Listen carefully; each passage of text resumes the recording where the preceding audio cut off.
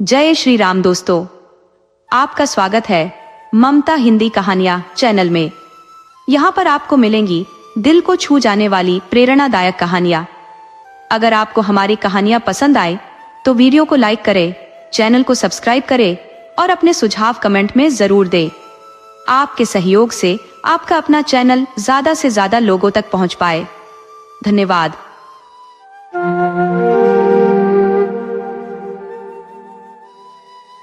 प्राचीन समय की बात है। एक राजा था जो बेहद दुखी रहता था।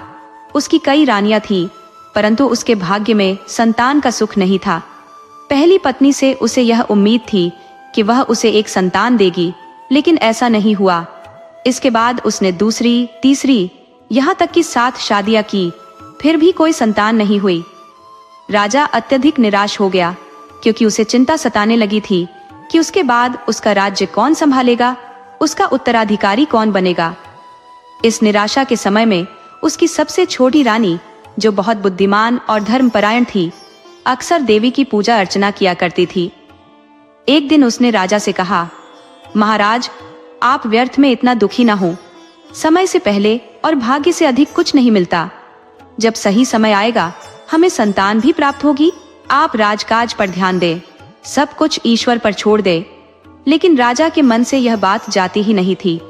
राजा ने सुना था कि प्राचीन काल में जब राजा लोग जंगल में जाते थे, उन्हें वहां तपस्या में लीन साधु संत मिलते थे, जो उन्हें आशीर्वाद देते थे और उनकी मनोकामनाएं पूर्ण होती थी। इसी सोच में डूबा राजा एक दिन अकेले जंगल की ओर निकल पड़ा। वह इतनी दूर चला गया कि उसके सैनिक भी पीछे छूट गए। तभी उसने देखा कि एक सुंदर स्त्री उसके सामने खड़ी है। स्त्री ने राजा से पूछा, तुम कौन हो और यहाँ इस निर्जन जंगल में क्या कर रहे हो? राजा ने उत्तर दिया, मैं इस राज्य का राजा हूँ। मेरे पास धन दौलत और पत्नियां हैं, पर कोई संतान नहीं है, इसीलिए मैं यहाँ आया हूँ। शायद कोई संत मिले जो मेरी यह इच्छा पूरी कर सके। वह स्त्री हंसते हुए बोली, यह जंगल बहुत सुनसान है, यहाँ तुम्हें कोई संत नहीं मिलेगा, पर मैं तुम्हारी मदद कर सकती हूँ। राजा ने उसे ध्यान से देखा और पूछा, अगर तुम मेरी मदद कर सकती हो तो बताओ मुझे क्या करना होगा? स्त्री ने कहा, तुम्हें मुझसे विवाह करना होगा। अगर तुम मुझसे विवाह करोगे तो तुम्हें एक पुत्र मिलेगा और तुम्हारा राज्य भी सुरक्षित रहेगा। राजा उसके सौंदर्य पर मोहित हो गया और उसे अपने महल ले जाकर उससे विवाह कर लिया। वह स्त्री उसकी 8वीं रानी बन गई। अब राजा की खुशी की कोई सीमा नहीं थी। उसे विश्वास हो गया था कि उसकी नई रानी से उसे संतान अवश्य प्राप्त होगी। परंतु तभी महल में एक अजीब घटनाक्रम शुरू हो गया।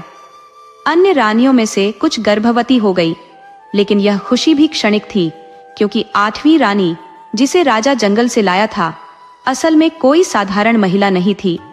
वह तो एक राक्षसी थी, जो सुंदरता के छलावे में राजा को फंसाकर महल में आई थी, ताकि वह अपनी राक्षसी भूख को तृप्त कर सके।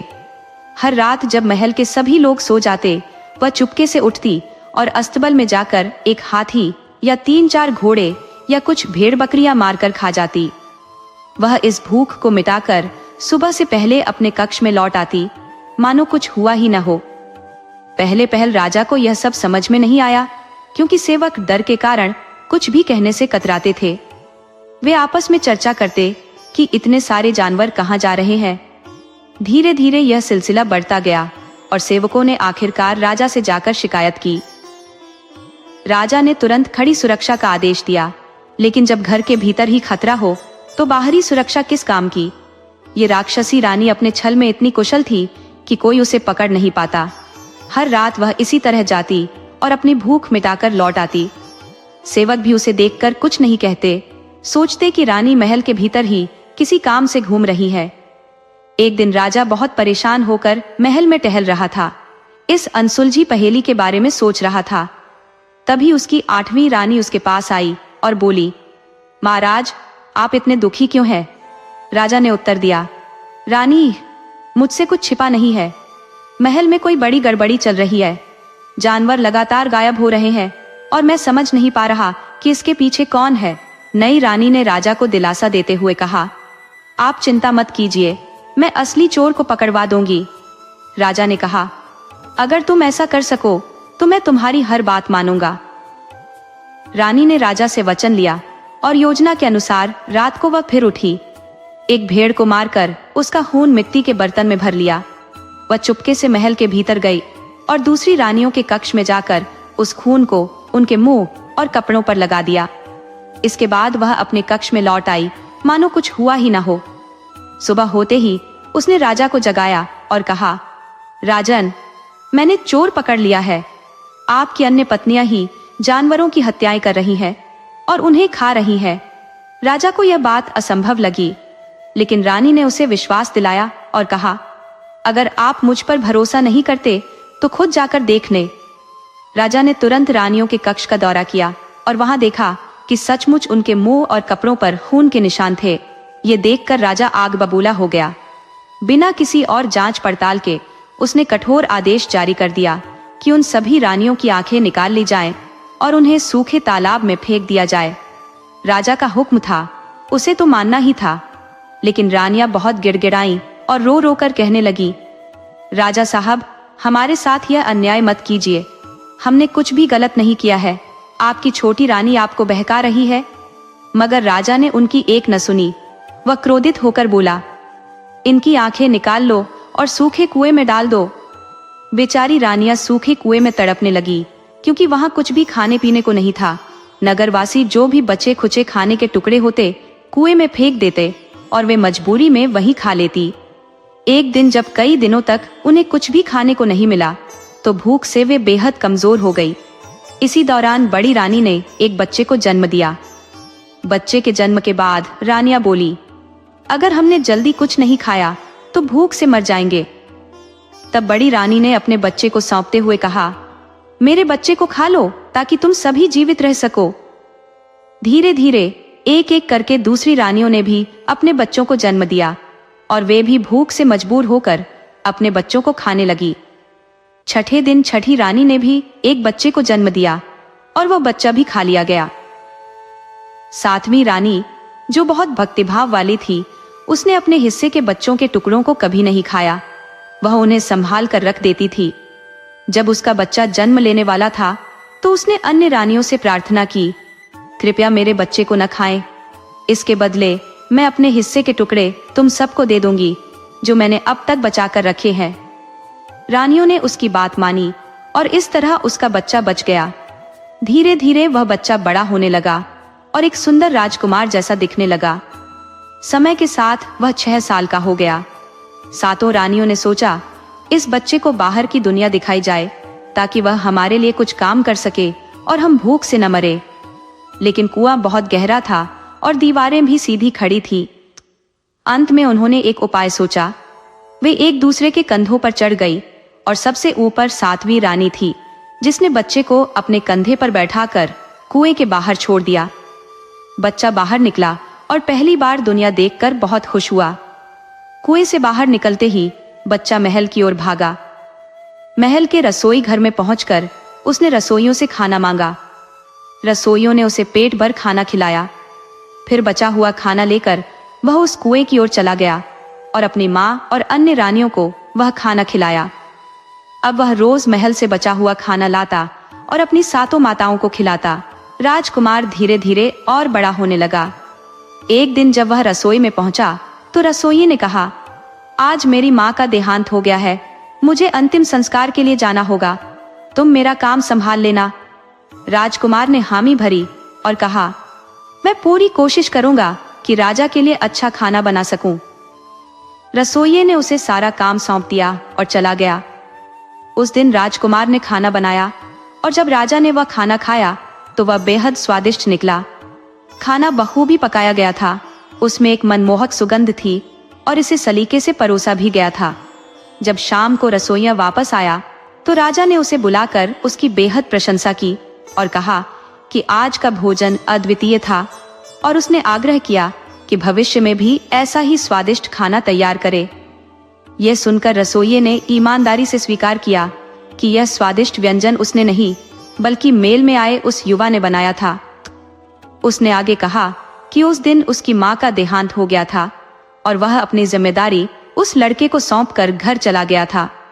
ये सुनकर राजा ने तुरंत आदेश दिया कि उस लड़के को रसोइया के पद पर नियुक्त कर लिया जाए और भविष्य में वही भोजन तैयार करे। राजा के रसोई घर में अब हर रोज नए नए पकवान बनने लगे, जिससे राजा अत्यधिक प्रसन्न हुआ और उसने उस लड़के को इनाम से नवाजा। परंतु वह लड़का उन सभी पुरस्कारों और भोजन को अपनी माँ और सौतेली माँ के पास ले जाकर उन्हें खिला देता था। जब वह लड़का मेल से भोजन लेकर कुएं की ओर जाता था तो रास्ते में उसे एक फकीर मिलता जो उसे आशीर्वाद देता और भीख मांगता। लड़का सदैव उसे भोजन का एक हिस्सा दे देता, जिससे फकीर उसे दिल से दुआएं देता। समय के साथ वह लड़का बड़ा हो गया, सुंदर और मजबूत हो गया। एक दिन उसकी सुंदरता पर रानी की निगाह पड़ी और वह उसकी ओर आकर्षित हो गई।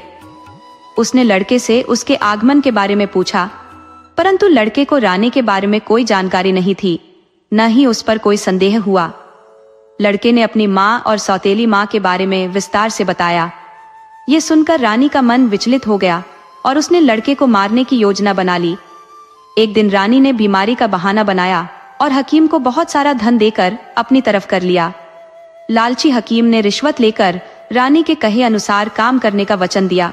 रानी ने हकीम से कहा कि केवल मादा चीते का दूध ही उसकी जान बचा सकता है। राजा के पास हकीम गया और उसने कहा कि रानी की जान बचाने के लिए मादा चीते का दूध लाना आवश्यक है। राजा, जो रानी को खोने से भयभीत था, परेशान होकर उसके पास आया और बोला, मैं यह क्या सुन रहा हूँ? हकीम कह रहा है कि तुम्हें बहुत गंभीर बीमारी है और तुम्हें ठीक करने के लिए मादा चीते का दूध ही एकमात्र उपाय है। कौन इतना साहसी है जो यह दूध ला सके? रानी ने कहा, यह काम वही लड़का कर सकता है जो तुम्हारे रसोई में काम करता है। वह बहादुर है, तंदुरुस्त दिखता है और तुम्हारे लिए समर्पित है। तुमने उसे इतने इनाम दिए हैं, वह यह काम खुशी खुशी कर देगा। इसके अलावा मुझे कोई और उपाय नहीं सूझता। राजा ने उस लड़के को बुलाया और पूरी स्थिति बताई। लड़के ने तुरंत सहमति जताई, क्योंकि वह जानता था कि राजा की दया और कृपा से ही उसकी माँ और सौतेली माँ का पेट भर रहा है और उसकी सभी जरूरतें पूरी हो रही हैं।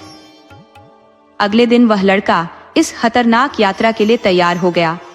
जब वह युवक जंगल की ओर बढ़ रहा था तो मार्ग में उसे वही फकीर मिला जिसे वह प्रतिदिन भोजन दिया करता था। फकीर ने उसे रोका और पूछा, कहाँ जा रहे हो बेटा? तब युवक ने राजा का आदेश उसे सुना दिया और बताया कि राजा की इच्छा पूरी कर वह कितना प्रसन्न होगा, क्योंकि राजा ने उस पर असीम कृपा की है। फकीर ने गहरी चिंता से कहा, तुम यह खतरनाक कार्य करने का साहस कैसे कर सकते हो? क्या तुम्हें इसका अंदाजा है कि यह कार्य कितना जोखिम भरा है? लेकिन उस युवक को अपने जीवन की कोई परवाह नहीं थी। वह बोला, बाबा, अगर आप नहीं मानते तो बताइए, मैं राजा के हुक्म की अवहेलना कैसे कर सकता हूँ? वही मेरे परिवार की सभी जरूरतें पूरी कर रहे हैं। युवक के अडिग निश्चय को देखकर फकीर ने गहरी सांस ली और कहा, अगर तुम नहीं मानते तो मेरी एक सलाह अवश्य मानो। इससे तुम्हारा काम भी सफल होगा और तुम सुरक्षित भी रहोगे। जब तुम मादा चीते को देखो तो उसे एक तीर मार देना, लेकिन इस प्रकार कि वह उसे गंभीर चोट न पहुंचे। तब वह चीता तुमसे पूछेगी कि तुमने उसे तीर क्यों मारा। उस वक्त तुम उसे बताना कि तुम उसके शरीर में एक छेद करना चाहते थे ताकि दूध आसानी से बह सके। साथ ही कहना कि उसके बच्चे पर तुम्हें दया आई, क्योंकि वे बहुत कमजोर नजर आ रहे थे। फकीर ने युवक को आशीर्वाद दिया और उसे उसकी यात्रा पर विदा किया। युवक इस प्रोत्साहन से ओत-प्रोत होकर प्रसन्न मन से जंगल की ओर बढ़ गया। थोड़ी ही देर में उसे एक मादा चीता दिखाई दी। उसने फकीर की सलाह अनुसार तुरंत तीर मारा, जिससे मादा चीते ने क्रोधपूर्वक उससे पूछा, तुमने मुझे तीर क्यों मारा? युवक ने फकीर की बताई बातें दोहराई और कहा, महल की रानी अत्यंत बीमार है, उनके उपचार के लिए मुझे आपका दूध चाहिए। ये सुनकर मादा चीता गहरी सांस लेते हुए बोली, क्या तुम्हें पता नहीं, तुम्हारी रानी कोई साधारण स्त्री नहीं बल्कि एक राक्षसी है। मेरे दूध से उसका कोई लाभ नहीं होगा। युवक हैरान होकर बोला, तुम ऐसा क्यों कह रही हो? रानी से मुझे कोई खतरा नहीं है। इस पर मादा चीता ने कहा, ठीक है, मैं तुम्हें अपना दूध दूंगी, लेकिन सावधान रहना, उस रानी से बचकर रहना। यह कहकर मादा चीता उसे एक टूटे हुए शिलाखंड के पास ले गई और कहा, देखो, मैं यहाँ दूध की एक बूंद गिराऊंगी। जैसे ही मादा चीता ने दूध की एक बूंद गिराई, शिला तुरंत खंड खंड हो गई। ये देखकर युवक विस्मय से भर गया। मादा चीता बोली, देखो, ये मेरे दूध की शक्ति है। अगर वह रानी यह सारा दूध पी जाएगी और उस पर इसका कोई असर नहीं होगा तो समझ लेना वह कोई सामान्य स्त्री नहीं है। युवक ने दूध लेकर राजा के पास लौट आया। राजा ने वह दूध रानी को पिला दिया।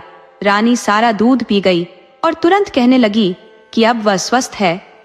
युवक ने यह सब देखा, लेकिन रानी पर इसका कोई प्रभाव न देखकर भी उसने कुछ नहीं कहा।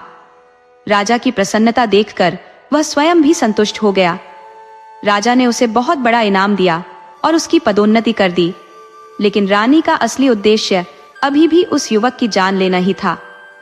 कुछ दिनों बाद रानी ने फिर से बीमार होने का नाटक किया और वैद्य को बुलाकर कहा, मुझे फिर से लग रहा है कि मेरी तबीयत बिगड़ रही है। मेरे दादाजी जंगल में रहते हैं, जहां से पिछली बार मादा चीता का दूध लाया गया था। उनके पास एक विशेष औषधि है जिससे शायद मेरी बीमारी ठीक हो जाए।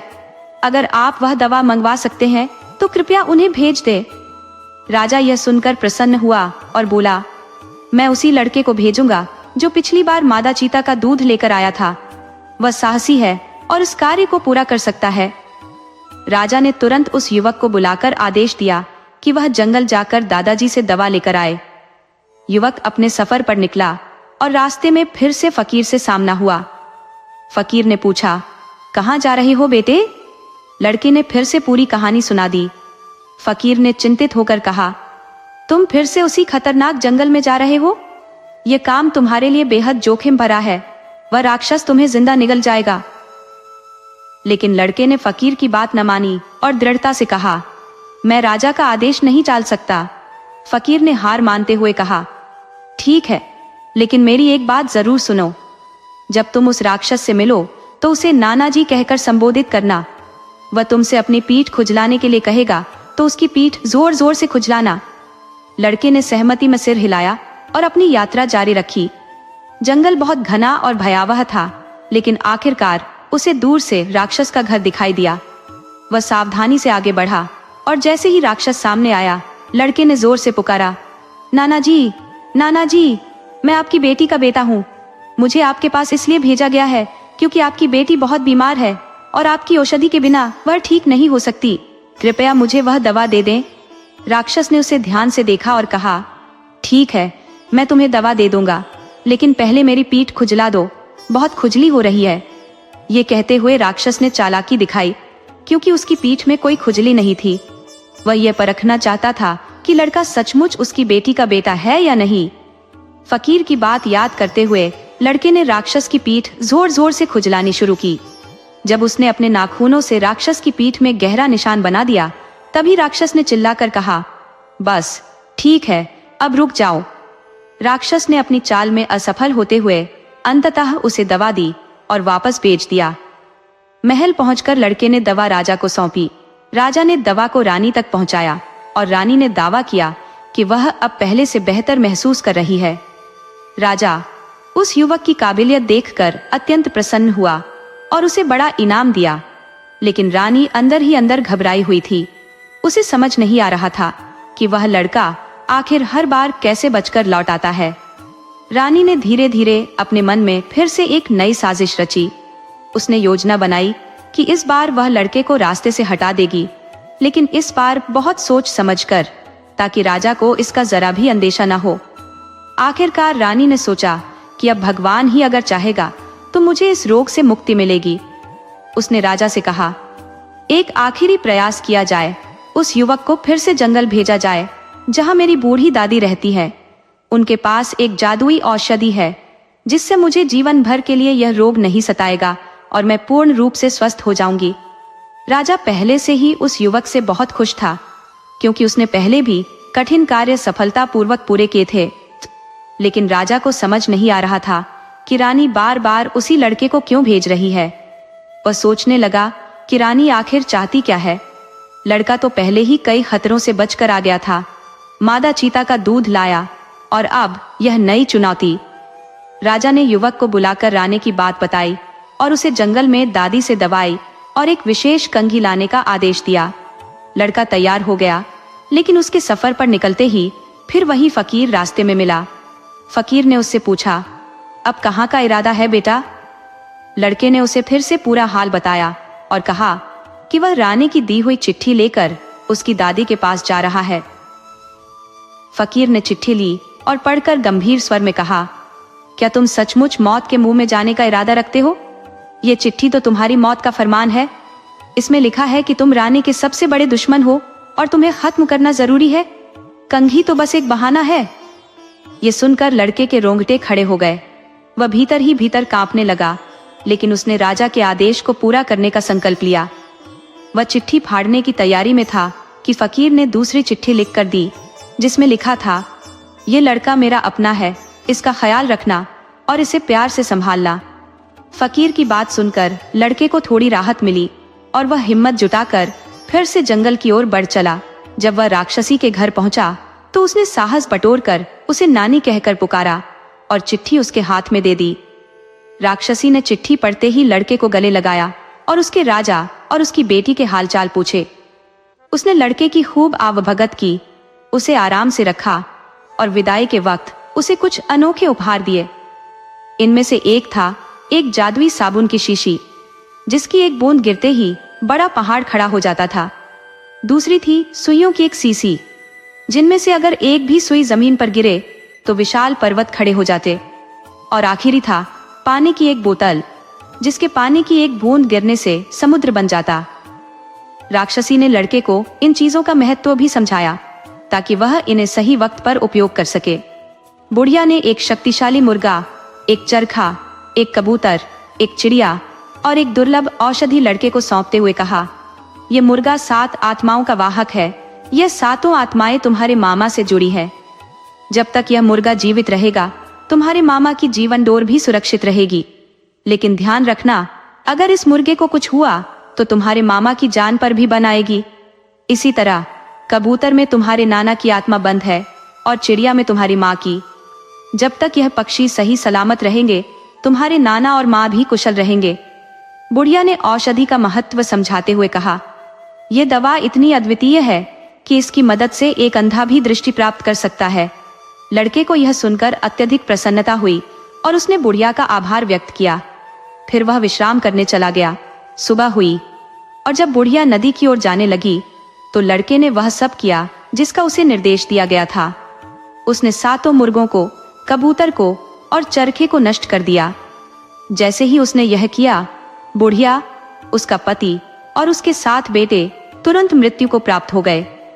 इसके बाद लड़के ने पिंजरे में बंद चिड़िया को पकड़ा और वह दुर्लभ औषधि उठाकर राजा के महल की ओर चल पड़ा। रास्ते में उसने अपनी माँ और राजा की अन्य पत्नियों की दृष्टिहीनता को उस चमत्कारी औषधि से ठीक किया। वह उन सभी को कुएं से बाहर लेकर आया और अब सब मिलकर राजा के महल की ओर बढ़ चले। महल पहुंचकर लड़के ने उन सबको एक कमरे में छिपाकर बैठने को कहा और उन्हें निर्देश दिया कि जब तक वह उन्हें बुलाए नहीं वे बाहर ना आए। इसके बाद लड़का राजा के पास गया और उसे अपनी माँ से मिलने की इच्छा जताई। उसने राजा से कहा, महाराज, आपके सामने एक गहन सत्य प्रस्तुत करना चाहता हूँ, कृपया मेरी बात को ध्यान से सुने। राजा लड़के पर बहुत भरोसा करता था, इसलिए उसने कहा, बेटा निसंकोच बताओ। लड़के ने गंभीरता से कहा, महाराज, आपकी पत्नी एक राक्षसी है और वह मुझे मारने की योजना बना रही है। वह यह जानती है कि मैं उन्हीं पत्नियों में से एक का पुत्र हूँ जिन्हें उसने सूखे कुएं में फेंकवाया था। पहले तो राजा को यह सुनकर बहुत क्रोध आया कि लड़का उसकी रानी के बारे में ऐसा कैसे कह सकता है, लेकिन जब उसे यह समझ आया कि यह लड़का उसी का पुत्र है तो उसके हृदय में पिता की ममता जाग उठी। फिर लड़के ने राजा से कहा, महाराज, आपकी रानी मुझसे डरती है कि एक दिन मैं आपके सिंहासन का वारिस बन जाऊंगा, इसलिए वह मुझे जल्दी से खत्म करना चाहती थी। मैंने न सिर्फ उसकी योजना का पर्दाफाश किया, बल्कि मैंने उसके माता पिता और उसके 7 भाइयों को भी मौत के घाट उतार दिया है। ये जो चिड़िया आप देख रहे हैं, इसमें उसी रानी की आत्मा कैद है। उसकी माँ ने मुझे यह सब बताया था। राजा स्तब्ध खड़ा रहा। ये सब सुनकर उसकी आंखों में अविश्वास था। वह लड़के से बोला, अगर ये सच है तो तुम इस चिड़िया का गला दबा दो। यदि रानी मरती है तो मैं मान लूंगा कि वह वास्तव में एक राक्षसी है। लड़के ने राजा के कहने पर चिड़िया का गला घोंट दिया और जैसे ही उसने ऐसा किया, रानी की तुरंत मृत्यु हो गई। उसकी असली राक्षसी पहचान सामने आ गई। ये देख राजा हतप्रभ रह गया और गहरे दुख में डूब गया कि वह इतने सालों तक एक राक्षसी के साथ रह रहा था, जिसने उसकी असली रानियों को छल पूर्वक हानि पहुंचाई थी। राजा फूट फूट कर रोने लगा। तब लड़के ने 7 असली रानियों को बुलाया। जैसे ही वे सामने आई, राजा ने उन्हें गले से लगाकर अपने आंसुओं में डूबते हुए कहा, मैं कैसे एक दुष्ट राक्षसी के झांसे में आ गया और तुम्हें पहचान न सका। छोटी रानी ने कहा, महाराज, हमने आपको सच्चाई बताने की कोशिश की थी, लेकिन रानी का जादू इतना प्रबल था कि आपने हमारी कोई बात नहीं सुनी। उस राक्षसी ने हमें कुएं में फेंकवा दिया और भूख के मारे हमें अपने बच्चों को मारकर खाना पड़ा, नहीं तो हम मर जाती। मेरा 7वां बेटा बच गया क्योंकि मैं उसे खा नहीं सकी। ये सुनकर राजा और भी जोर से रोने लगा। मैंने क्या किया? मुझे कितना भयानक धोखा दिया गया। राजा ने अपने बेटे को गले से लगाया और उसे उत्तराधिकारी घोषित कर दिया। उसने कहा, अगर मैंने अपनी रानियों की बात सुनी होती तो आज मेरे पास सभी राजकुमार होते। छोटी रानी ने जवाब दिया, महाराज, समय से पहले और भाग्य से अधिक कुछ नहीं मिलता। आपके नसीब में एक ही पुत्र था जो आपको मिल गया। इसके बाद राजा ने अपनी 7 रानियों को फिर से अपना लिया और अपने पुत्र को राज्य का उत्तराधिकारी बना दिया। राजकुमार के पास वह जादुई साबुन और पानी से भरी बोतलें थी जिन्हें राक्षसी ने दिया था। उसने इन जादुई चीजों की मदद से आसपास के सभी राज्यों पर विजय प्राप्त की और एक विशाल साम्राज्य खड़ा कर लिया। वृद्ध राजा अपनी 7 रानियों के साथ अब शांति से जीवन बिताने लगा। वे सभी आनंदमय जीवन जी रहे थे। जब राजकुमार बड़ा हुआ तो राजा ने उसके लिए एक सुंदर कन्या ढूंढकर उसका भव्य विवाह किया। राजकुमार का भी घर बस गया और उसके भी बच्चे हो गए। इस तरह उनका परिवार पूर्ण हो गया और वे सब सुख शांति से जीवन बिताने लगे। दोस्तों, अगर आपको यह कहानी पसंद आई हो तो कृपया इसे अधिक से अधिक शेयर करें, लाइक करें और हमारे चैनल को सब्सक्राइब करें।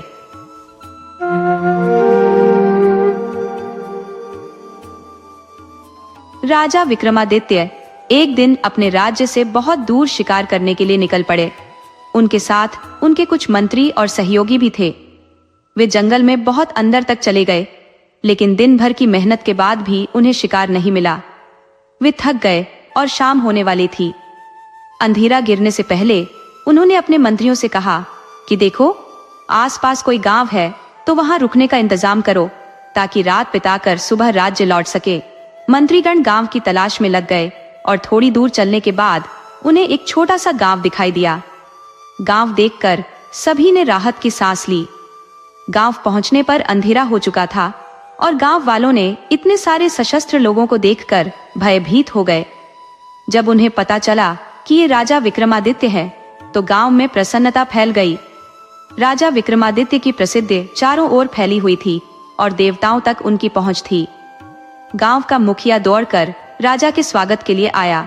राजा ने सभी से मिलकर उनका अभिवादन किया। उनकी इसी विनम्रता के कारण लोग उन्हें बहुत पसंद करते थे। मुखिया ने राजा को अपने घर रात बिताने के लिए आमंत्रित किया और भोजन की व्यवस्था की। जब सबने भोजन कर लिया तो राजा बाहर आकर बैठे और गांव के लोगों से बातचीत करने लगे।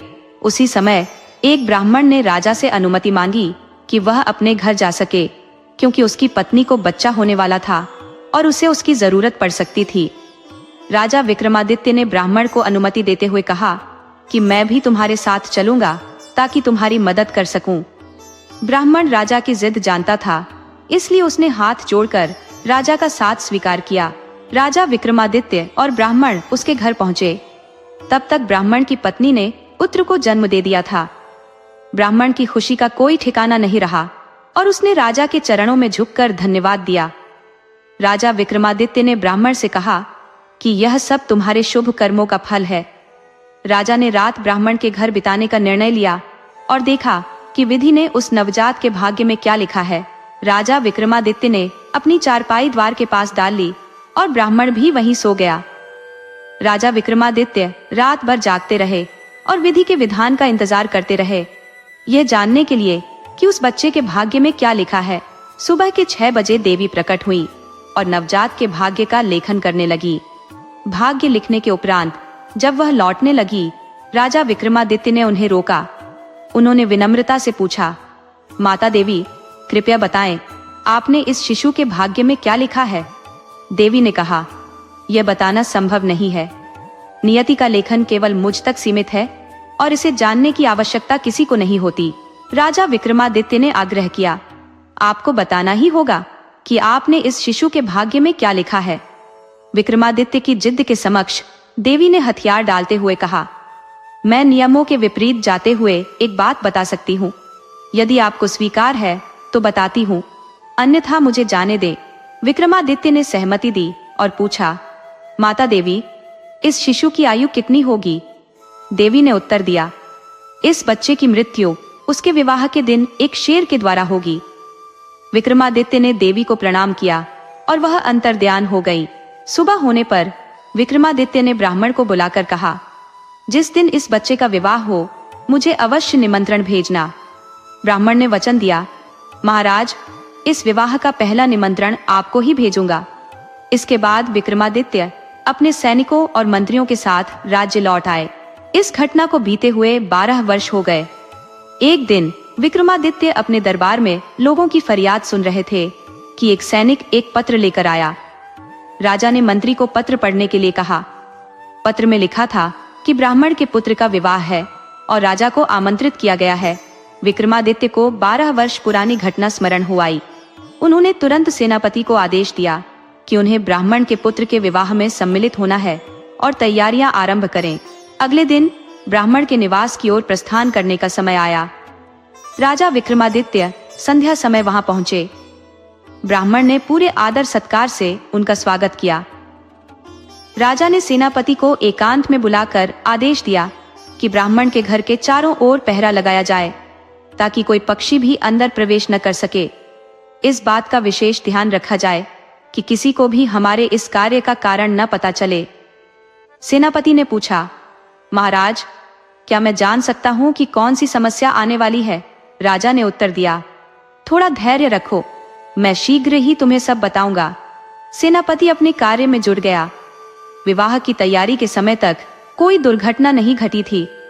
राजा ने ठान लिया कि नियति को पराजित करेंगे। बारात रवाना हो गई। दूल्हा पालकी में बैठा था और सेनापति व राजा अपने अपने घोड़ों पर सवार होकर पालकी के साथ चल रहे थे। अचानक पालकी से दूल्हे के चिल्लाने की आवाज आई। राजा ने पालकी को नीचे रखने का आदेश दिया और स्वयं दौड़कर पालकी के पास पहुंचे। पर्दा उठाकर देखा तो पाया कि दूल्हा बेहोश था। भीतर कुछ भी नहीं था। राजा ने सोचा, आखिर ऐसा क्या हुआ जिसके कारण दूल्हा मूर्छित हो गया? तुरंत ही वैद्य को बुलाया गया। वैद्य ने दूल्हे की जांच की और कहा, यह तो मृत हो चुका है। राजा हतप्रभ रह गए। जब इसकी मृत्यु शेर के कारण होनी थी तो यह पालकी में बैठा बैठा कैसे मर गया? उन्होंने पालकी का दोबारा निरीक्षण किया और पाया कि पर्दे के पीछे शेर का चित्र था। राजा को विश्वास हो गया कि इसी शेर के चित्र के कारण दूल्हे की मृत्यु हुई है। उन्होंने सोचा, नियति की विजय हो गई। जो इस बालक के भाग्य में लिखा था वही हुआ। विक्रमादित्य ने ब्राह्मण से कहा, तुम इसके शरीर को सुरक्षित रखो, मैं शीघ्र ही इसे पुनर्जीवित करने का उपाय करता हूँ। लोग विरोध करेंगे पर तुम अपनी बात पर डटे रहना। वैद्य ने मृत शरीर को औषधियों से सुरक्षित रखा और राजा विक्रमादित्य औषधियों की तलाश में निकल पड़े। दिन भर यात्रा के दौरान कहीं भी भोजन की व्यवस्था नहीं हो पाई। चारों ओर जंगल ही जंगल था। शाम तक घोड़ा भी थककर धीमे चलने लगा। राजा को चिंता हुई कि यदि घोड़े को भोजन नहीं मिला तो वह बीमार हो सकता है। उन्होंने घोड़े को एक सूखे वृक्ष से बांध दिया और खुद वृक्ष पर चढ़कर देखने लगे कि कहीं आसपास कोई नदी या गांव है या नहीं। वृक्ष की ऊंचाई पर पहुंचकर उन्हें दूर एक गांव और नदी दिखाई दी। पेड़ से उतरकर राजा पैदल ही उस दिशा में चल पड़े। घोड़े की रस्सी हाथ में पकड़े हुए वे नदी के किनारे पहुंचे जो गांव के करीब थी। नदी चौड़ी और गहरी थी। अंदर प्रवेश करते ही विक्रमादित्य ने सबसे पहले अपने घोड़े को भरपूर पानी पिलाया। घोड़े ने तृप्त होकर जल पिया। फिर विक्रमादित्य ने भी जल ग्रहण किया। घोड़े को उन्होंने नदी के किनारे छोड़ दिया क्योंकि वहां हरी भरी घास उगी थी और जल भी था। घोड़ा आनंद पूर्वक घास चरने लगा और विक्रमादित्य खुद एक विशाल शिला पर लेटकर आराम करने लगे। 2 पहरों का विश्राम करने के बाद वे उठकर बैठ गए और देखा कि घोड़ा अभी भी मस्त होकर घास चर रहा था। तब उन्होंने सूरज की ओर देखा जो अस्ताचल की ओर बढ़ रहा था। उन्होंने सोचा कि सूरज डूबने से पहले उन्हें गांव में पहुंचकर रात बिताने के लिए कोई आश्रय तलाश लेना चाहिए। वे घोड़े पर सवार होकर नदी के किनारे किनारे चलने लगे, एक ऐसी जगह ढूंढते हुए जहां नदी की गहराई कम हो। कुछ समय पश्चात उन्हें एक ऐसी जगह मिली जहां पानी का स्तर काफी कम था। ईश्वर का नाम लेकर उन्होंने घोड़े को नदी में उतार दिया और उनका अंदाजा सही निकला। आराम से नदी पार करके वे एक गांव में पहुंचे। संध्या का समय होने के कारण गांव में हलचल थी। उन्होंने एक वृद्ध व्यक्ति से पूछा, काका, यहाँ रात में रुकने के लिए कोई स्थान मिल सकता है? मैं एक मुसाफिर हूँ, बस रात भर रुकूंगा, फिर सुबह वापस चला जाऊंगा। वृद्ध ने उत्तर दिया, इस गांव में एक सराय थी, पर वह अभी कुछ दिनों से बंद है।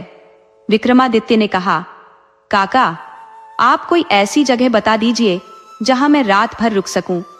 वृद्ध कुछ देर सोचता रहा, फिर बोला, चलो मैं कोशिश करता हूं। वृद्ध विक्रमादित्य को एक मकान पर ले गया जहां एक वृद्धा बाहर चारपाई पर बैठी हुई अपने नाती को कहानी सुना रही थी। वृद्धा ने नमस्कार करके पूछा, क्या बात है? वृद्ध ने कहा, बहन, एक मुसाफिर है और रात भर के लिए आश्रय चाहते हैं। वृद्धा ने विक्रमादित्य की ओर देखते हुए पूछा, कौन हो तुम? विक्रमादित्य ने उत्तर दिया, मैं एक गांव का आदमी हूँ और आपको जानता हूँ। ये बेचारे मुसाफिर हैं, ये रात भर यहाँ रुकेंगे और सुबह चले जाएंगे। वृद्धा थोड़ी लालची स्वभाव की थी। उसने पूछा, कितना भाड़ा देंगे? विक्रमादित्य ने आदर पूर्वक कहा, माँ, हम सिर्फ एक रात रुकेंगे, सुबह अपने रास्ते चले जाएंगे। जितना भाड़ा आप चाहेंगी हम दे देंगे। वृद्धा बोली, रात भर का 1 आना लूंगी। वृद्ध ने कहा, बहन, क्या यह ज्यादा नहीं है? वृद्धा ने उत्तर दिया, मंजूर है तो रुको, नहीं तो अपना रास्ता देखो। विक्रमादित्य ने वृद्ध से कहा, कोई बात नहीं काका, मैं 1 आना दे दूंगा। विक्रमादित्य ने वृद्धा को 1 आना निकाल कर दे दिया और वृद्धा ने उन्हें रात भर रुकने की अनुमति दे दी। विक्रमादित्य ने वृद्ध का धन्यवाद किया जिन्होंने उनकी सहायता की थी और वे रात बिताने के लिए उस स्थान पर रुक गए। बुढ़िया ने अब विक्रमादित्य को समझाते हुए कहा, इस समय 1 आना तुम्हें 1 दिन का लगेगा। अगर आप सुबह तक रुके और फिर दूसरे दिन भी रहें तो भाड़ा बढ़ जाएगा। राजा विक्रमादित्य ने कहा, ठीक है माँ, जब तक मैं रहूंगा आपको इसका भाड़ा जरूर दूंगा। बुढ़िया बहुत खुश हो गई थी क्योंकि पैसा मिलते ही वह और अधिक लालची हो गई। उसे समझ आ गया था कि यह कोई साधारण व्यक्ति नहीं है बल्कि कोई धनी आदमी है। उसने राजा विक्रमादित्य के सोने का प्रबंध कर दिया। वह उन्हें एक कमरे में लेकर गई जहां एक चारपाई बिछी हुई थी। उसने कहा, यह तुम्हारे सोने के लिए है। विक्रमादित्य आराम से उस बिस्तर पर जाकर लेट गए। बूढ़ी औरत जब जाने लगी तो रुक कर बोली, मुसाफिर, तुम किसी अच्छे और बड़े परिवार से लगते हो। तुम्हारे मुताबिक सुविधाएं मिलना तो मुश्किल है, पर रात गुजारने भर का प्रयास मैं कर सकती हूँ। थोड़ी देर प्रतीक्षा करो, मैं घर में जो भी भोजन बना है तुम्हारे लिए लेकर आती हूँ। विक्रमादित्य ने उसके सीधे सादे व्यवहार से खुश होकर कहा, माई, मुझे बहुत भूख लगी है, अगर यह खाना जल्दी मिल जाए तो मेरे लिए बहुत अच्छा रहेगा। बुढ़िया ने कहा, ठीक है बेटा, मैं जल्दी से कुछ लाकर देती हूँ। जो भी घर में बना होगा तुम्हारे लिए लाती हूँ। वह जल्दी से वहां से चली गई। कुछ समय बाद वह वापस आई। इस बार उसके साथ उसका 9-10 साल का नाती भी था। दोनों ने अपने हाथों में भोजन की सामग्री ली हुई थी और एक हाथ में बाल्टी थी। उन्होंने केले के पत्तों पर भोजन परोस दिया, दाल, चावल, सब्जी और रोटी, जो भी उनके पास था। विक्रमादित्य ने भूख लगने के कारण जल्दी जल्दी खाना खा लिया। खाना समाप्त कर विक्रम ने बुढ़िया को धन्यवाद कहा। बुढ़िया ने सारे बर्तन समेटे और वहां से चली गई। विक्रम को गहरी नींद ने आ घेरा क्योंकि वह बहुत थके हुए थे और बिस्तर पर लेटते ही सो गए। रात को 12 बजे अचानक विक्रम की आंखें खुल गई। उन्होंने बाहर किसी स्त्री के रोने की आवाज सुनी। उन्हें ऐसा लगा जैसे कोई स्त्री अत्यंत करुण स्वर में रो रही है। विक्रमादित्य अपने बिस्तर से उठकर खड़े हो गए और अपने कमरे का दरवाजा खोलकर बाहर आ गए। आवाज की दिशा का अनुसरण करते हुए वे वहां पहुंचे जहां दीपक का प्रकाश आ रहा था। भीतर झांक कर देखा तो एक युवा स्त्री और वहीं बूढ़ी औरत आपस में बातें करते हुए रो रही थी। राजा से रहा नहीं गया, वह भीतर चला गया। राजा को देखते ही दोनों स्त्रियां खड़ी हो गई। युवा स्त्री ने लंबा घूंघट निकाल लिया। विक्रम ने बुढ़िया को पहचान लिया कि यह वही है जिसने भोजन करवाया था। विक्रम ने उससे पूछा, माँ, ऐसी क्या पीड़ा है तुम्हारी जिसके कारण तुम इतनी रात में इस तरह रो रही हो? बुढ़िया ने कहा, भैया, आप मुसाफिर हैं, जाकर आराम करें। यह तो हमारा निजी मामला है, जानकर क्या करेंगे? विक्रमादित्य ने कहा, देखो अम्मा, आपकी बात सही है, मैं मुसाफिर हूँ पर इंसान भी हूँ।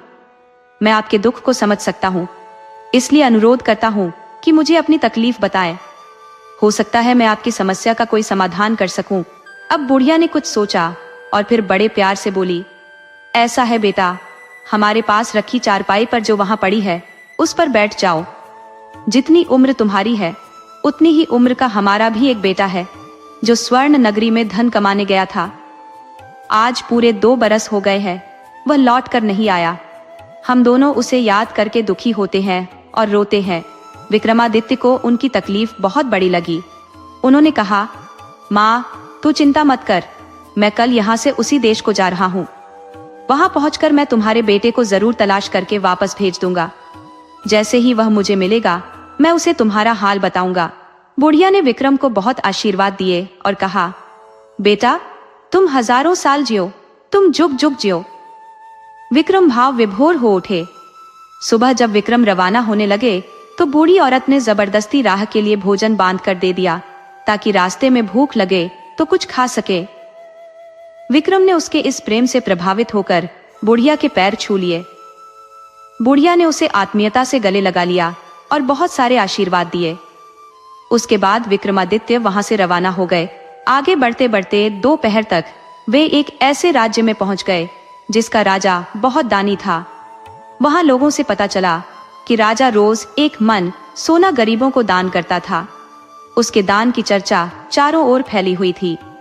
राजा विक्रमादित्य के मन में उस राजा के प्रति बहुत ही आदर उत्पन्न हो गया। उन्होंने उस राजा से मिलने की सोची।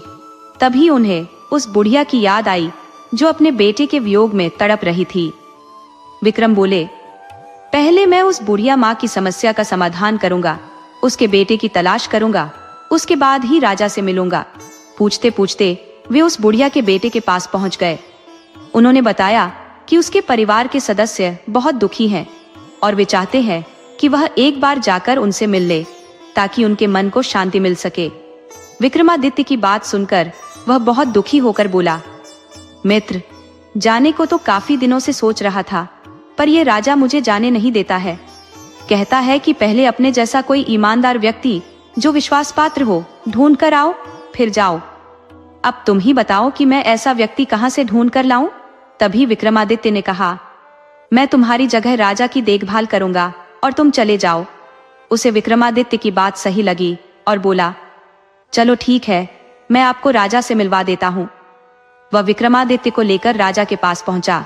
उस व्यक्ति ने राजा विक्रमादित्य की ओर इशारा करके बताया कि यह मेरा भाई है जो गांव से आया है। मेरी जगह अब यह काम करेगा और मैं गांव जा रहा हूँ क्योंकि मुझे 2 बरस हो गए हैं। मेरी माता और मेरी पत्नी मेरे वियोग में तड़प रही है। राजा को क्या आपत्ति होनी थी? उसने उसे जाने की अनुमति दे दी। अब वह व्यक्ति गांव चला गया और उसके स्थान पर राजा विक्रमादित्य काम करने लगे। विक्रमादित्य ने देखा कि राजा रात में 4 बजे उठकर कहीं जाता है और सुबह 6 बजे हाथ में कुछ लिए हुए वापस आता है। उसके हाथ में कुछ होता था। सुबह स्नान और पूजा के बाद वह 1 मन सोना दान करता था। यह उसका नित्य का नियम था। विक्रमादित्य ने मंत्रियों से धीरे धीरे सारी जानकारी हासिल की। उसे पता चला कि राजा जो सोना दान करता है वह राज्य के खजाने से नहीं करता बल्कि कहीं और से लाता है। लेकिन कहां से, ये आज तक किसी को पता नहीं चला। विक्रमादित्य के मन में विचार आया कि आज वे राजा पर नजर रखेंगे और देखेंगे कि वह सोना कहां से लाता है। अगले दिन राजा सुबह 4 बजे उठकर जाने लगा तो विक्रमादित्य उसके पीछे पीछे चल पड़े। राजा एक भैरवी के मंदिर में पहुंच गया जो घने जंगलों के बीच में था। विक्रमादित्य मंदिर में एक अंधेरे कोने में छुपकर बैठ गए। वहां से सब कुछ दिखाई पड़ रहा था। थोड़ी देर में विक्रमादित्य ने देखा कि मूर्ति से एक भैरवी प्रकट हुई और राजा को उठाकर तेल के जलते कढ़ाई में डाल दिया। जब राजा का शरीर पक गया तो उस भैरवी ने उसका भोजन किया। फिर उसने राजा की हड्डियों को इकट्ठा किया और अपने हाथ में लिए एक बोतल से कोई रसायन जैसी चीज उन अस्थियों पर छिड़क दी। रसायन से राजा फिर से जीवित हो उठा। देवी ने अपने पास रखी झोली से एक स्वर्ण निकाला और राजा को दे दिया। राजा वह लेकर अपने महल की ओर चल पड़ा। रास्ते में विक्रमादित्य सोचने लगे कि यह राजा कितना महान है, जो रोज अपने शरीर को जलाकर स्वर्ण लाता है और फिर उसे दान कर देता है। मुझे उसकी समस्या का समाधान करना होगा, वरना उसकी पीड़ा यूं ही चलती रहेगी।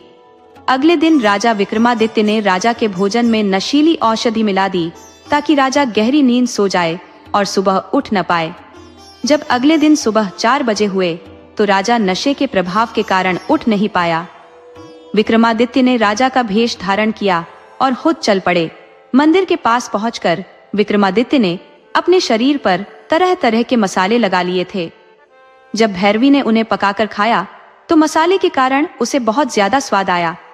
उसे एहसास हुआ कि जब उसने रसायन विक्रमादित्य के शरीर पर डाला तो वह जीवित हो उठा।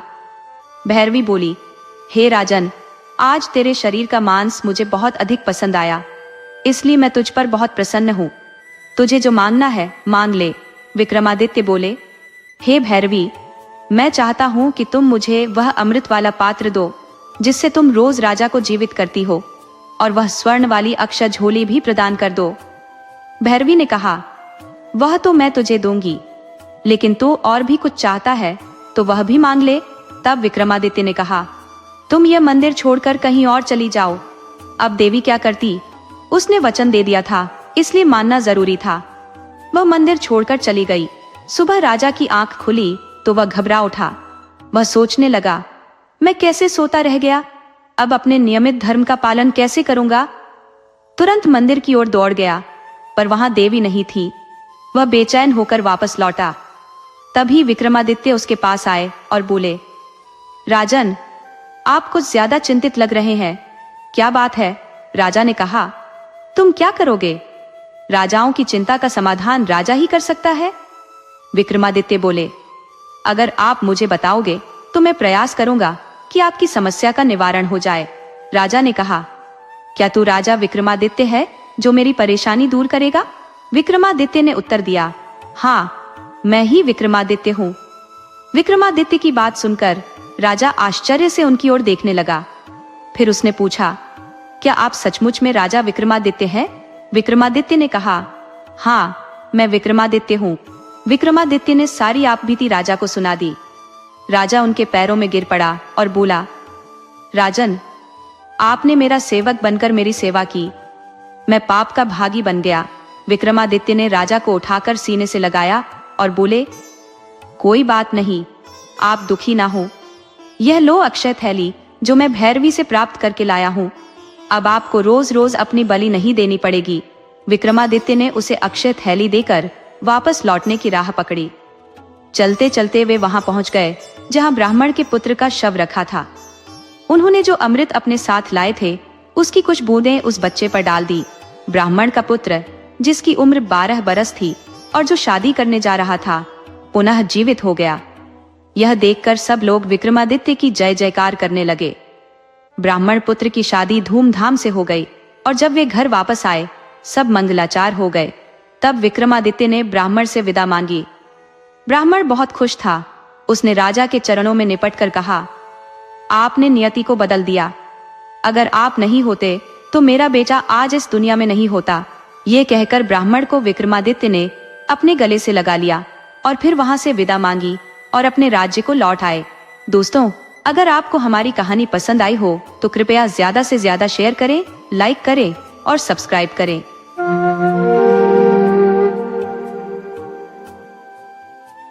एक छोटे से गांव में मंगू नामक एक गरीब किसान रहता था, जिसके पास थोड़ी सी जमीन और एक गाय थी।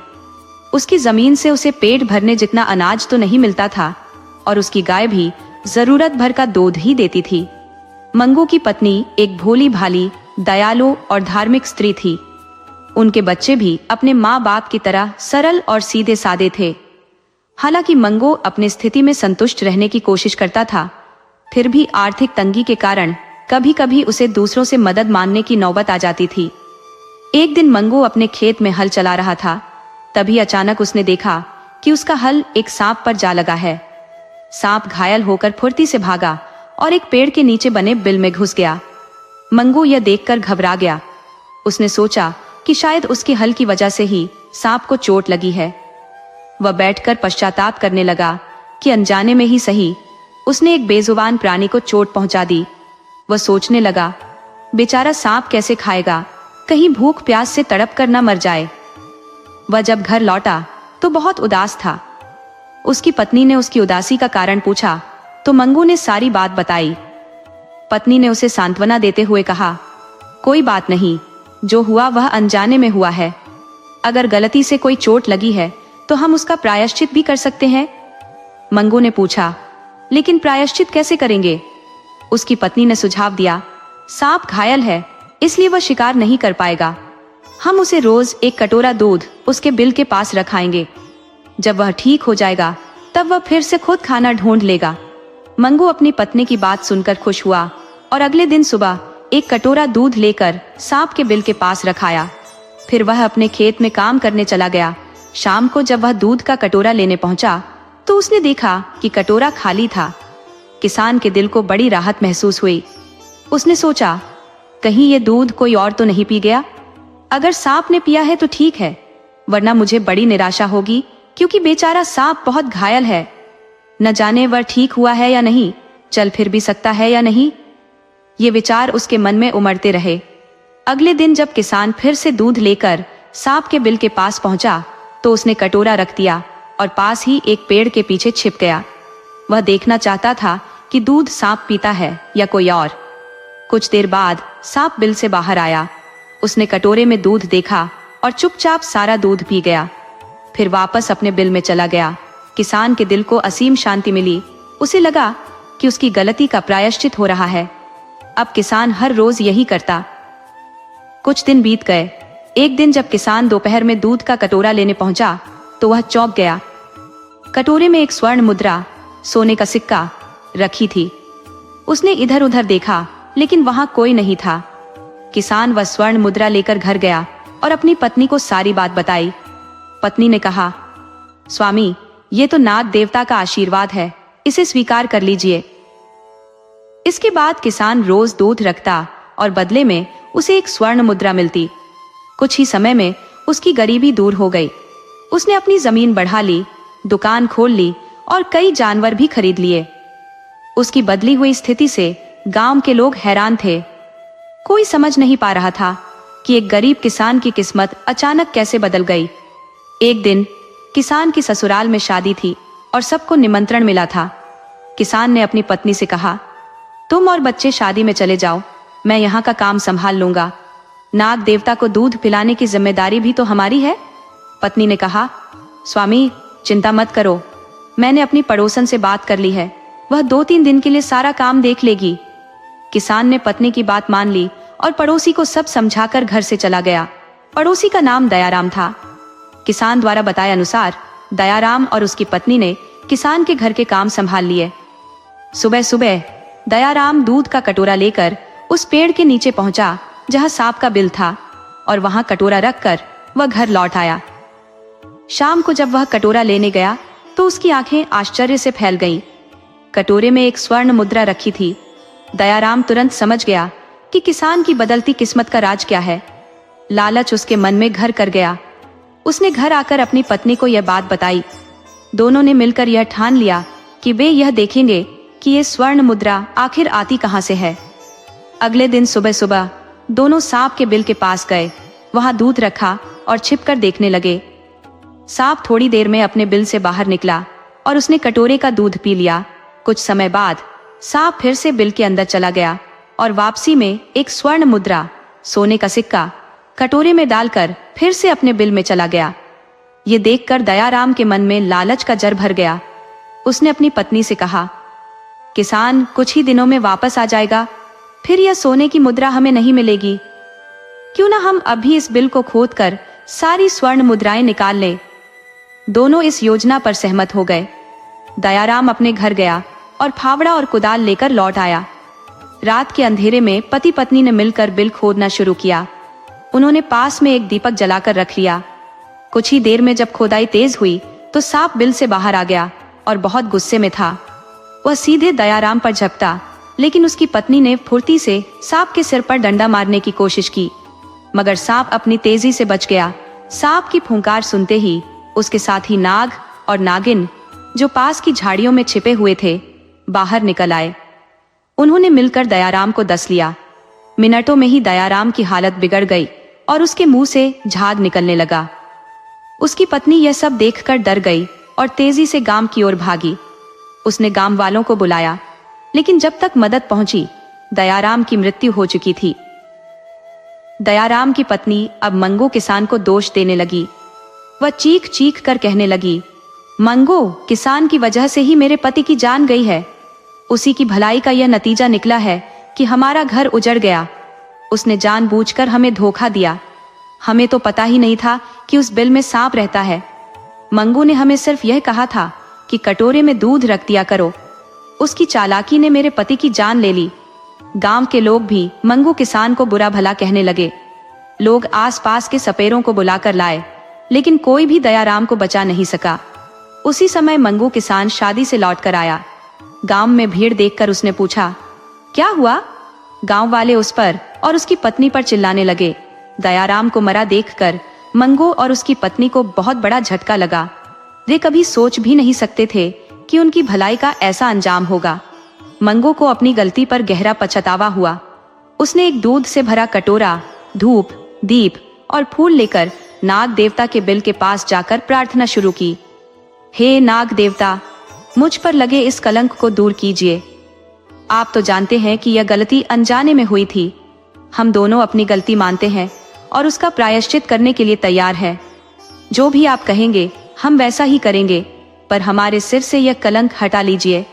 गांव वाले हमें दोषी मान रहे हैं और सोच रहे हैं कि दयाराम की मौत हमारी वजह से हुई है।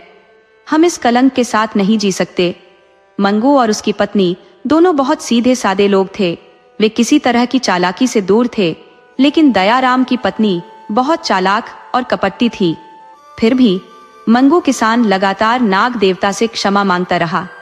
जब मंगू किसान और उसकी पत्नी की भावुक पुकार नाग देवता तक पहुंची, तो नाग देवता ने अपने भक्तों की ऐसी दयनीय हालत देखकर उन पर दया की। नागराज अपने पूरे परिवार के साथ बिल से बाहर आ गया। उसी समय सपेरे भी आ गए और बीन बजाने लगे ताकि नागराज को खुश कर सके। नागराज ने अपनी दिव्य शक्तियों से दयाराम के मृत शरीर में प्रवेश किया। सपेरे भी उनकी पूजा अर्चना में जुट गए और नागराज ने उन्हें प्रसन्न होकर सबके सवालों के जवाब देना शुरू किया। नागराज ने गांव वालों को पूरी सच्चाई बताई कि दयाराम ने लालच के चलते उनके बिल को खोदने की कोशिश की और जान लेने की कोशिश की। इसी कारण मजबूर होकर नागों ने दयाराम को डस लिया। उन्होंने साफ कहा कि इस घटना में मंगू किसान की कोई गलती नहीं थी।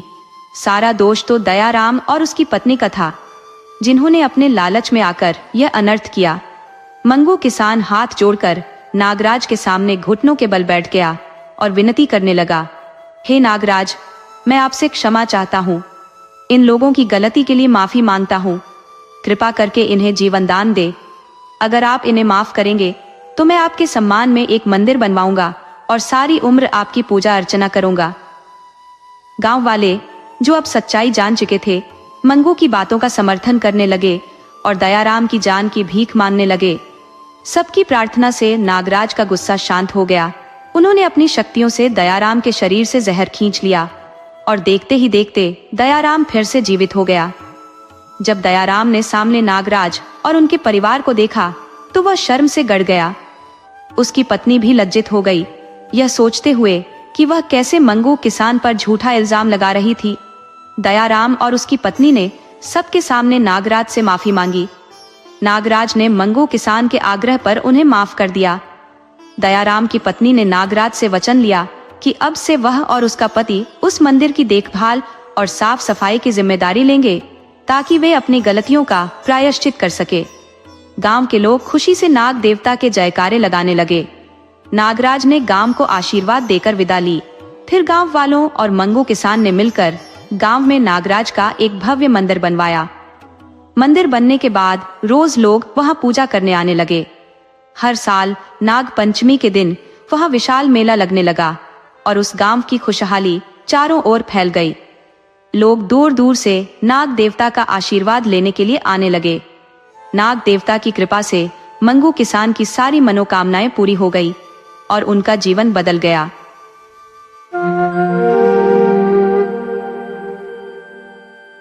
बहुत समय पहले की बात है।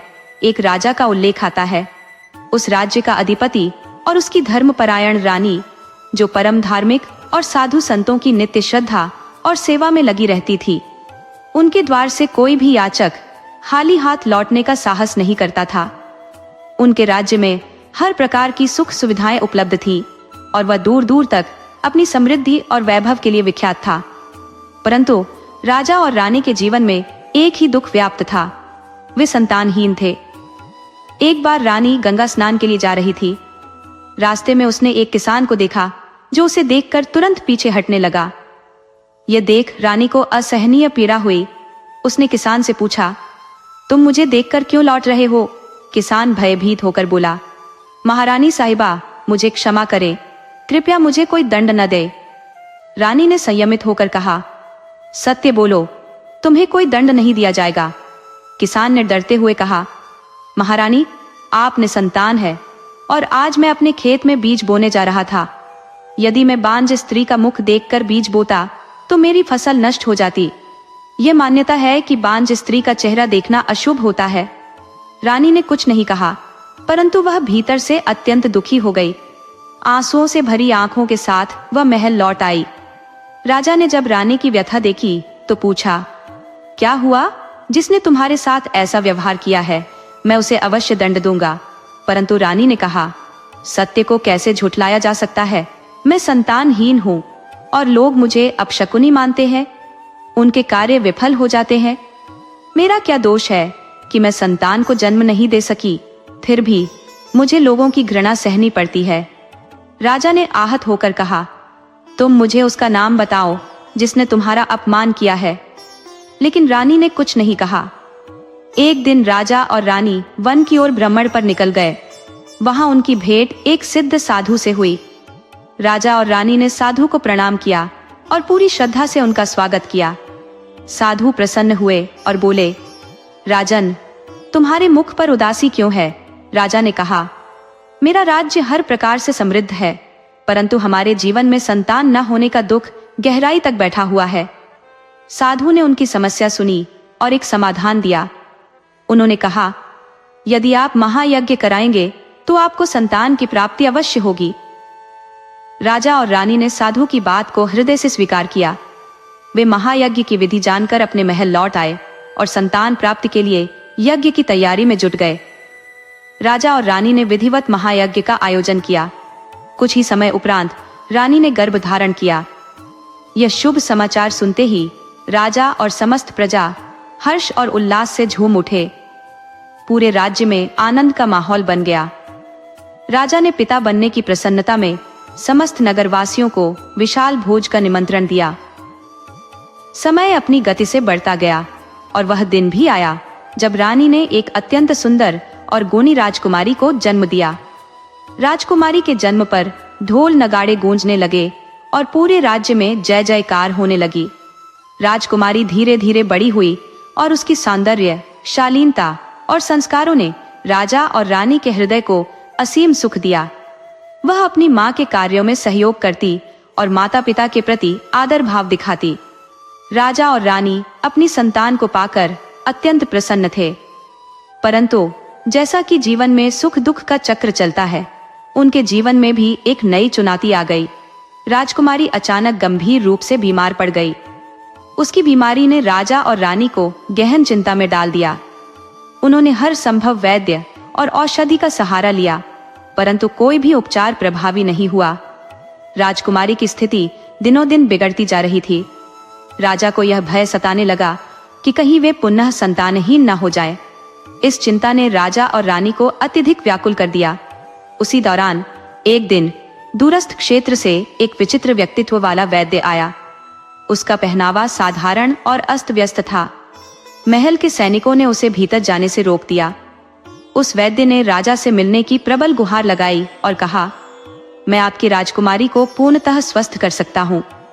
पहले तो सैनिकों ने उसकी बात को अनसुना कर दिया, परंतु उसके बार बार निवेदन करने पर उन्होंने यह बात राजा तक पहुंचाई। राजा ने सोचा, जब इतने बड़े वैद्य असफल हो गए हैं तो इसे आजमाने में क्या हानि है। राजा ने सैनिकों को आदेश दिया कि उस वैद्य को उनके समक्ष लाया जाए। विचित्र वैद्य ने राजा के समक्ष अपना परिचय दिया और आत्मविश्वास से कहा, मैं एक दक्ष चिकित्सक हूँ और आपकी पुत्री को रोग मुक्त कर सकता हूँ।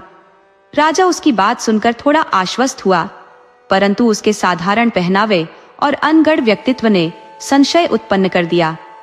राजा के मन में विचार आया, जब नामी गिरामी वैद्य विफल हो गए तो यह साधारण व्यक्ति क्या कर सकेगा। किंतु राजकुमारी की लगातार गिरती स्थिति और वैद्य के दृढ़ विश्वास ने राजा को उसे एक अवसर देने के लिए प्रेरित किया। राजा ने गंभीर स्वर में कहा, यदि तुम मेरी पुत्री को स्वस्थ नहीं कर पाए तो इसका परिणाम गंभीर होगा। वैद्य ने राजा से कहा, ठीक है, लेकिन यदि राजकुमारी स्वस्थ हो गई तो आप मुझे क्या इनाम देंगे। राजा ने गंभीर स्वर में जवाब दिया, जो भी तुम चाहोगे वह तुम्हें मिलेगा। यह सुनकर वैद्य सहमति से मुस्कुराया और राजा स्वयं उसे राजकुमारी के कक्ष तक ले गया। राजकुमारी निर्जीव सी बिस्तर पर पड़ी थी। उसका चेहरा पीड़ा और कमजोरी से निस्तेज हो चुका था। वैद्य ने उसके नाड़ी की जांच की और फिर अपने झोले से दुर्लभ जड़ी बूटियों का मिश्रण निकाला। उसने औषधि राजकुमारी के मुख में डाली और राजा रानी से कहा, चिंता त्याग दीजिए, आपकी पुत्री शीघ्र ही स्वस्थ हो जाएगी। वैद्य के इन शब्दों ने राजा और रानी के मन में उम्मीद की नई लौ जला दी। उपचार जारी रहा और समय के साथ राजकुमारी की स्थिति में धीरे धीरे सुधार होने लगा। 2 माह के भीतर राजकुमारी की रंगत लौट आई और उसकी खोई हुई चमक फिर से झलकने लगी। राजा और रानी की आंखों में खुशी साफ दिखाई देने लगी। एक दिन वैद्य ने राजा से कहा, महाराज, आपकी पुत्री अब पूर्णतः स्वस्थ हो चुकी है। मैं उसे 1 महीने की औषधि दे रहा हूँ। इसके सेवन से उसकी सेहत स्थिर रहेगी और यह बीमारी फिर कभी उसे नहीं सताएगी। अगले दिन राजा ने वैद्य को राजमहल बुलाया। उन्होंने गंभीर परंतु आभारी स्वर में कहा, तुमने मेरी पुत्री को मृत्यु के मुंह से बचाया है। अब मैं अपना वादा निभाना चाहता हूँ। बताओ, तुम्हारी इच्छा क्या है। वैद्य ने शांत स्वर में पूछा। महाराज, क्या आप अपने वचन पर अडिग रहेंगे। राजा ने विश्वास से उत्तर दिया, बिल्कुल, बोलो तुम क्या चाहते हो। वैद्य ने हल्की मुस्कान के साथ कहा, राजा साहब, मेरी बस एक ही इच्छा है, कृपया अपनी पुत्री का विवाह मुझसे कर दे। यह सुनते ही राजा का चेहरा क्रोध से तमतमा उठा। वह गरजते हुए बोले, क्या तुम्हारा दिमाग खराब हो गया है। यदि तुमने मेरी पुत्री की जान नहीं बचाई होती तो तुम्हें अभी के अभी फांसी पर लटका दिया जाता। उन्होंने सैनिकों को आदेश दिया कि वैद्य को राज्य की सीमा से बाहर निकाल दिया जाए। वैद्य ने बिना किसी आक्रोश के मुस्कुराते हुए प्रस्थान किया। उसे पहले से ही अनुमान था कि ऐसा कुछ घटित होगा। कुछ ही दिनों में राजकुमारी की हालत फिर से गंभीर हो गई। उसका शरीर नीला पड़ने लगा, मानो जीवन की सभी किरणें उससे दूर जा रही हों। हड़बड़ी में राजमहल के वैद्य को बुलाया गया। वैद्य ने जांच के बाद कहा कि राजकुमारी को विष दिया गया है और इसका कोई उपचार संभव नहीं है। धीरे धीरे राजकुमारी ने अपने प्राण त्याग दिए। पूरे राज्य में शोक की लहर दौड़ गई। राजा और रानी गहन दुख के सागर में डूब गए। जांच के दौरान पता चला कि वैद्य द्वारा दी गई 1 महीने की औषधियों में से एक पुड़िया में विष मिला हुआ था। दरअसल वैद्य को पहले से यह आभास था कि राजा उसकी शर्त को स्वीकार नहीं करेगा।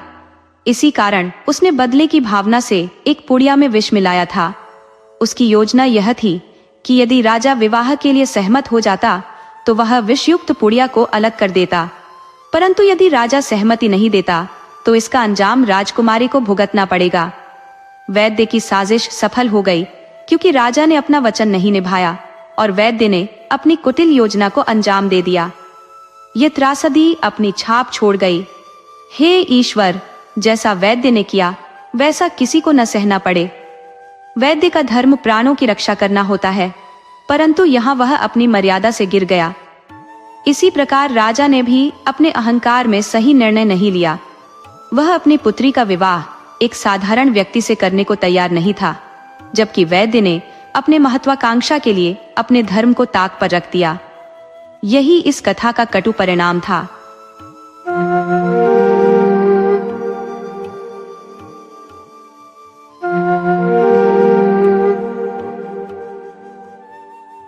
सुनहरी मछली के 3 वचन। किसी छोटे से गांव में एक निर्धन मछुआरा अपनी पत्नी के साथ निवास करता था। वह दिन भर समुद्र के तट पर रहता और मछलियां पकड़ता। वह केवल उतनी ही मछलियां पकड़ता जितनी उसकी आवश्यकता होती थी। इसके विपरीत उसकी पत्नी अत्यंत लोभी थी। वह सदैव मछुआरे से झगड़ती और कहती कि अधिक से अधिक मछलियां पकड़ी जाएं और ज्यादा से ज्यादा धन कमाकर लाया जाए। मछुआरा बड़ा सरल और कोमल हृदय का व्यक्ति था। वह लोगों की सेवा करता और दूसरों का दुख नहीं देख पाता था। उसकी पत्नी इस बात से बहुत नाराज रहती थी और उसे बार बार उलाहना देती कि वह केवल जरूरत भर का ही क्यों लाता है, अधिक क्यों नहीं लाता। वह चाहती थी कि वे भी धनी बने। एक दिन मछुआरे के जाल में कोई मछली नहीं फंसी। वह बहुत चिंतित हो गया कि वे आज क्या खाएंगे। तभी उसने देखा कि एक सुनहरी मछली उसके जाल में फंसी है। उसे देखकर वह अत्यंत प्रसन्न हुआ। जब उसने उस मछली को पकड़ने की कोशिश की तो वह मछली बोल पड़ी और कहने लगी, मछुआरे, मुझे मत मारो, तुम जो भी मांगोगे मैं तुम्हें दूंगी। मछुआरा कहने लगा, मुझे कुछ नहीं चाहिए। मछली ने कहा, तो मुझे छोड़ दो। मछुआरे ने उसे छोड़ दिया और वह मछली समुद्र में वापस गोता लगाकर चली गई। मछुआरा बहुत खुश हुआ और अपने घर लौटा। उसने अपनी पत्नी को सारी घटना बताई कि कैसे उसके जाल में एक सुनहरी मछली फंसी थी और उसने उससे जीवन दान मांगा था। उसने बताया कि वह मछली को छोड़कर बहुत प्रसन्न हुआ। यह सुनकर उसकी पत्नी बहुत क्रोधित हो गई और कहने लगी, तुम तो बहुत ही मूर्ख हो। तुम्हें पैसा कमाने का मौका मिला था और तुमने उसे गंवा दिया। वह अपने पति से झगड़ने लगी। उसका पति कहने लगा, इसमें मेरा क्या दोष है, क्यों तुम मुझसे इतना झगड़ती हो। उसकी पत्नी ने कहा, तुम जाओ और उस सुनहरी मछली को पकड़कर लाओ या उससे कुछ मांगो। मछुआरे ने कहा, सुनहरी मछली ने मुझसे कहा था कि अगर तुम्हें कुछ चाहिए तो मुझसे मांग लो, लेकिन मुझे कुछ चाहिए ही नहीं, तो मैं उससे क्या मांगता। उसकी पत्नी ने अपना सिर पीट लिया, क्योंकि वह बहुत लोभी थी और सोच रही थी कि इतना अच्छा मौका मिलकर भी उन्होंने उसे गंवा दिया। तुम जीवन में कुछ भी हासिल नहीं कर सकते, तुम्हें तो धनार्जन करना आता ही नहीं है। वह मछुआरा बेचारा अत्यंत परेशान हो गया। उसकी पत्नी ने कई दिनों तक उससे विवाद किया और कहा कि जाओ उस सुनहरी मछली को पकड़कर लाओ, परंतु मछुआरा ऐसा नहीं करना चाहता था। अंततः विवश होकर मछुआरे को समुद्र के किनारे जाना पड़ा। वह समुद्र किनारे जाकर पुकारने लगा, सुनहरी मछली, क्या तुम मुझे सुन रही हो। उसी क्षण सुनहरी मछली पानी के ऊपर तैरती हुई आ गई और कहने लगी, बोलो मछुआरे, क्या बात है। मछुआरे ने कहा, सुनहरी मछली, मेरी पत्नी तुम्हें छोड़ने के बदले में कुछ मांगना चाहती है। सुनहरी मछली ने उत्तर दिया, मैं तुम्हारी पत्नी की 3 इच्छाएं पूरी कर सकती हूँ। यदि तुम चाहो तो मुझसे कुछ भी मांग सकते हो। मछुआरे ने कहा, मेरी पत्नी चाहती है कि हमें एक सुंदर सी झोपड़ी मिल जाए। सुनहरी मछली ने कहा, ठीक है मछुआरे, तुम मुझसे 3 बार मांग सकते हो और तीसरी बार में तुम अपने वर्तमान में आ जाओगे। अब घर जाओ, तुम्हारी इच्छा पूरी हो चुकी है। जब मछुआरा अपने घर पहुंचा तो उसने देखा कि उसकी पत्नी एक सुंदर सी झोपड़ी के द्वार पर खड़ी है। यह देखकर उसकी पत्नी अत्यंत प्रसन्न हो गई और कहने लगी, देखो, हमारी टूटी फूटी झोपड़ी की जगह कितनी सुंदर झोपड़ी बन गई है। देखो, कितना सुंदर रसोई घर है, एक कमरा है और पीछे एक छोटा सा बगीचा भी बन गया है। इसमें बतख और मुर्गियां भी हैं। मछुआरा भी यह देखकर बहुत खुश हुआ। कुछ दिन आनंद पूर्वक बीतने लगे। मछुआरा तो अपने काम में व्यस्त था और उसे यह बात भूल ही गई कि सुनहरी मछली से कुछ और भी मांगना था। परंतु कुछ दिनों बाद मछुआरे को फिर से लालच आ गया। उसने अपने पति से कहा, यह घर बहुत छोटा है, हमें एक महल चाहिए। मछुआरे ने कहा, नहीं, हमारे लिए यह घर पर्याप्त है, हमें महल की क्या आवश्यकता है। परंतु उसकी पत्नी ने कहा, तुम हमेशा मूर्ख ही रहोगे। जब मछली ने कहा है कि तुम 3 बार मांग सकते हो तो क्यों ना मांगे, हमें धनी बनना है। मछुआरिन पूरी तरह लालच में थी और उसने लड़ाई झगड़ा करके मछुआरे को फिर से समुद्र किनारे भेज दिया। अब मछुआरा दुखी होकर फिर से समुद्र किनारे पहुंचा और पुकारने लगा, सुनहरी मछली, क्या तुम मेरी आवाज सुन रही हो? सुनहरी मछली फिर से पानी के ऊपर आई और बोली, बोलो मछुआरे, तुम्हें क्या चाहिए? मछुआरे ने कहा, मेरी पत्नी ने मुझे बहुत कष्ट दिया है।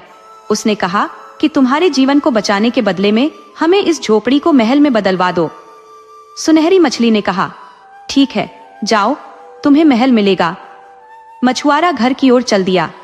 वहां पहुंचकर उसने देखा कि उसकी पत्नी महल के द्वार पर खड़ी है। भीतर जाकर उसने पाया कि महल नौकर चाकरों से भरा हुआ है। हर प्रकार की सुख सुविधा वहां मौजूद थी। बड़े बड़े बाग बगीचे, जिनमें हिरण, घोड़े, गायें, अस्तबल और गौशाला भी थी। अब उन्हें किसी भी चीज की कमी नहीं थी। वे अब बहुत सुखपूर्वक रह रहे थे। परंतु कुछ दिनों बाद मछुआरे की पत्नी का लालच फिर से बढ़ गया। उसने अपने पति से कहा, हमारे पास इतना बड़ा महल है, नौकर चाकर है, सब कुछ है, लेकिन तुम्हें इस महल का राजा बनना चाहिए। तुम सुनहरी मछली के पास जाओ और उसे कहो कि हमें राजा बना दे। मछुआरे ने कहा, मुझे राजा बनने की कोई आवश्यकता नहीं है, मैं यहाँ सुखी हूँ, मुझे और कुछ नहीं चाहिए। परंतु उसकी पत्नी ने इतना झगड़ा किया कि मछुआरा विवश होकर फिर से सुनहरी मछली के पास पहुंचा। वह समुद्र किनारे गया और पुकारा, सुनहरी मछली, क्या तुम मेरी आवाज सुन रही हो? सुनहरी मछली फिर से समुद्र के ऊपर आई और पूछी, क्या हुआ मछुआरे जी? मछुआरे ने कहा, मेरी पत्नी ने बहुत क्लेश कर रखा है और कह रही है कि इस महल में एक राजा की आवश्यकता है, इसलिए तुम मुझे राजा बना दो। सुनहरी मछली ने कहा, ठीक है, घर जाओ, तुम्हारी मुराद पूरी हो जाएगी। मछुआरा घर की ओर चल दिया। जब वह घर पहुंचा तो देखा कि उसकी पत्नी फिर से उसी फटी पुरानी झोपड़ी के दरवाजे पर खड़ी है। यह देखकर मछुआरे ने कहा, देखो, मैंने तुमसे पहले ही कहा था कि मछली ने कहा है कि तुम 3 बार मांग सकते हो, लेकिन तीसरी बार में तुम अपने वर्तमान में लौट आओगे। तुम्हारे लालच के कारण तुमने सब कुछ गंवा दिया। मछुआरे की पत्नी को अब अपने लालच और दयनीय दशा पर बहुत क्रोध आ रहा था। वह अपने पति के पैरों में पड़ गई और कहने लगी, स्वामी, मुझे माफ कर दो। मेरा लालच इतना बढ़ गया कि मैं कुछ सोच ही नहीं पा रही थी। मेरे लालच के कारण ही आज हमारी यह दुर्दशा हुई है। मछुआरे ने कहा, इसमें दुर्दशा की क्या बात है? हम पहले भी ऐसे ही थे, अब भी वैसे ही रहेंगे। जैसे पहले गुजारा कर रहे थे वैसा ही अब करेंगे। अब मछुआरा प्रतिदिन समुद्र जाता और उतनी ही मछलियां पकड़ता जितनी उसे आवश्यकता होती।